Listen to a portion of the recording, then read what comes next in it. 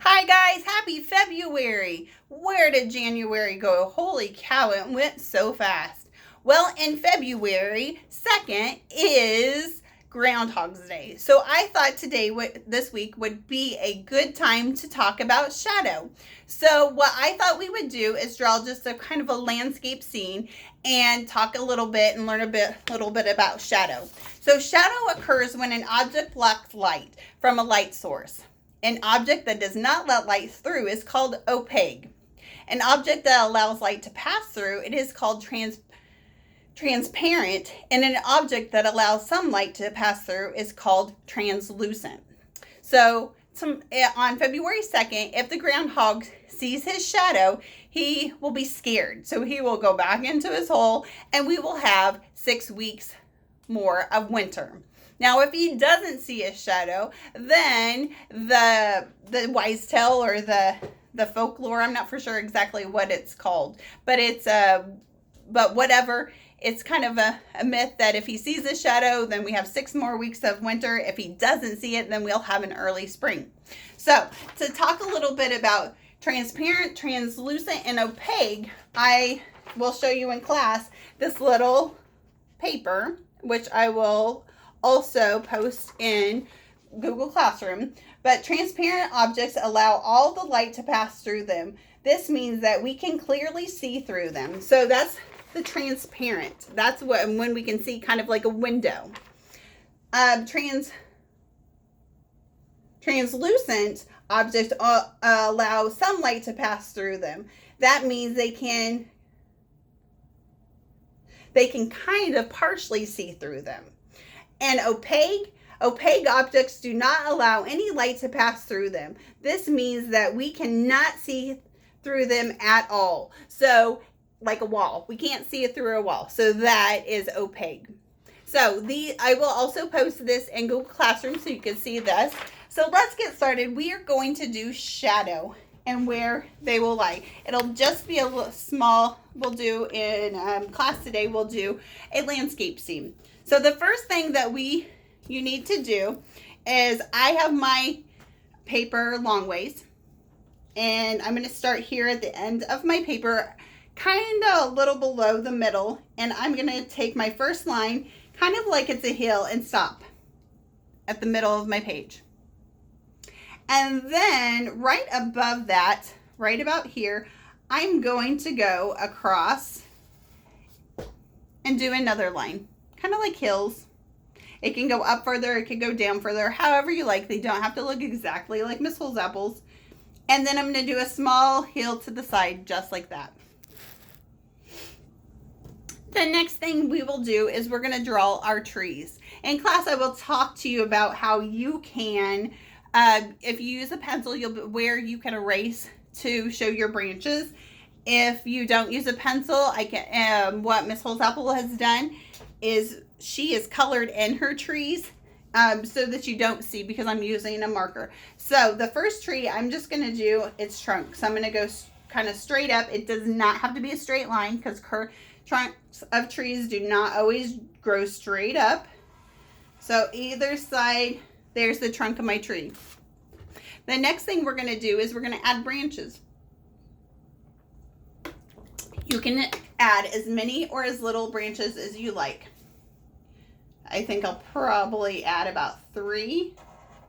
So what I did, and here is where I would erase if I had a pencil, where it looked more connected to the tree, right about here where I made the squiggle lines. But I just went kind of a curved line up, a curved line over, and then I V'd it in the middle. So it kind of looks like a branch. And then I'll probably do about the same thing to the other side. And I'll do this. And I'll probably do another V. You could even add another branch here if you'd like. So you'd add 2 V's here.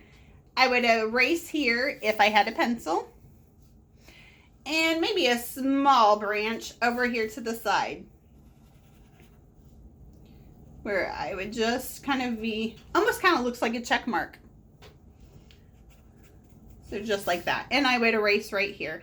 Now, I also could color in my tree black. That way you didn't see those lines and it'd just kind of be a dark tree, because I'm kind of drawing a night scene. This is what I want to draw. So if you color it in your tree black, like it's nighttime, I'm going to draw my moon next. So just a circle here. My tape, I have my tape. So a circle right there to show my moon.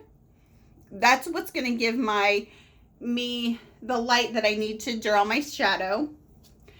Then next I'm going to draw a tree over to this side, and I'm going to go straight line up, maybe curve over. This is another way, and then another line.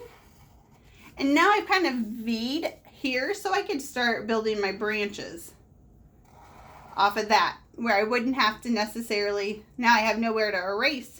Wouldn't have to erase here, but I also could add another branch here where I would probably erase right here, and I'd probably add another branch over here,